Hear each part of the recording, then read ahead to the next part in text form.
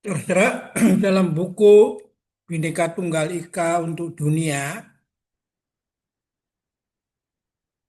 saya mencoba mengangkat pendapat Norman Borlaug,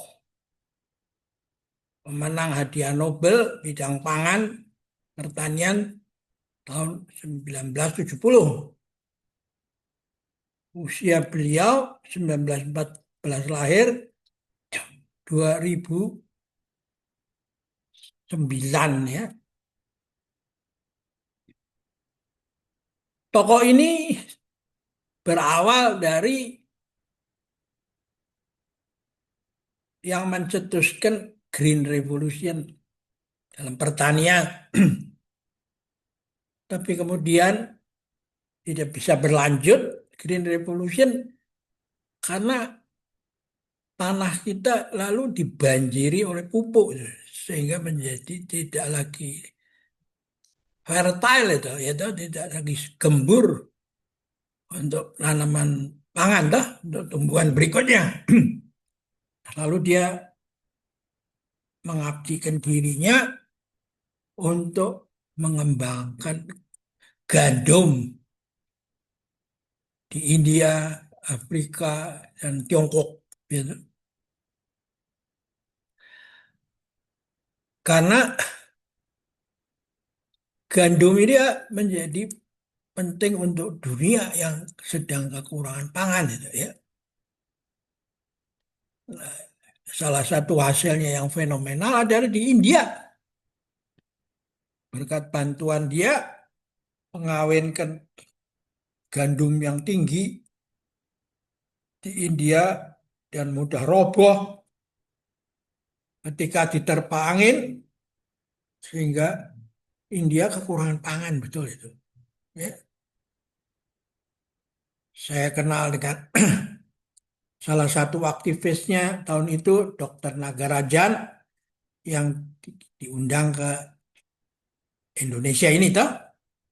Dia menjelaskan bagaimana ikat pinggang itu dibuat keras, diketatkan karena tidak ada yang dimakan itu. Ya, dan lalu Norman Borlaug itu bisa mengawinkan dengan benih gandum KT yang ada di Jepang itu. Nah, menghasilkan sekarang gandum yang tingginya sebatas dada aja, begitu, di bawah sedikit, dan produktivitasnya berhasil, gitu. Sehingga India dari minus pangan berubah menjadi surplus pangan. Produksinya sekarang mungkin sudah mencapai 90 juta ton per tahun itu. Nah, yang menarik adalah dia menghabiskan waktunya ya dalam usia sampai 90 tahun ini hampir 100 tahun kan ya. Itu berkeliling ke Afrika, India, lalu Tiongkok gitu. Penduduknya semua besar semua toh dan masalah pangan menjadi penting. Nah, yang menarik adalah dia punya kata-kata mutiara yang mengatakan begini, if you stretch yourself, kalau Anda men-stretch, melebarkan, yang punya self, tidak selfish lagi, you will be surprised how much you can do it. Anda akan surprise apa yang bisa kita kerjakan, Anda kerjakan. Get a little stardust, bubuk apa debu ya, tanganmu, and you will be surprised what that can do for you. Bagaimana dia bisa berbuat untuk kamu di serbuk apa stardust itu tuh. And not only for you, dia akan memberi bukan hanya untuk kamu, tapi juga your family, the state, negara, dan the nation, negaramu, dan the people of the world itu. Ya, dia mengamul di sini dia mengawinkan benih gandum jangkung India dengan cabang yang pendek untuk mengatasi pangan di dunia. Itu. Nah, ini yang menarik ya. Jadi orang yang berpikir antropokosmik otomatis konsepnya tidak selfish itu. Sedangkan humanisme yang antroposentrik untuk aku menguasai, aku mewakili Tuhan untuk ngatur dunia, akhirnya masuk ke kantong sendiri. Selfish itu. Ya. Nah, ini saya dibandingkan dengan buku ini. Kurang lebih sama. The Philosophy of Shit dari Profesor Samsuud Sajjad. Ya. Pakar benih dari Institut Pertanian Bogor. Yang usianya juga lanjut, baru meninggal. Toh. Dalam bukunya ini, saya ikut memberi kata pengantar. Dan kan konsepnya begini. Nanti sudah pernah saya muat di slide yang lalu. Bahwa benih itu kan sebenarnya baru belum hidup, belum bisa pergi itu mana-mana. Karena dia belum hidup, dia masih benih kan. Tapi yang menarik, alam memberi macam-macam itu.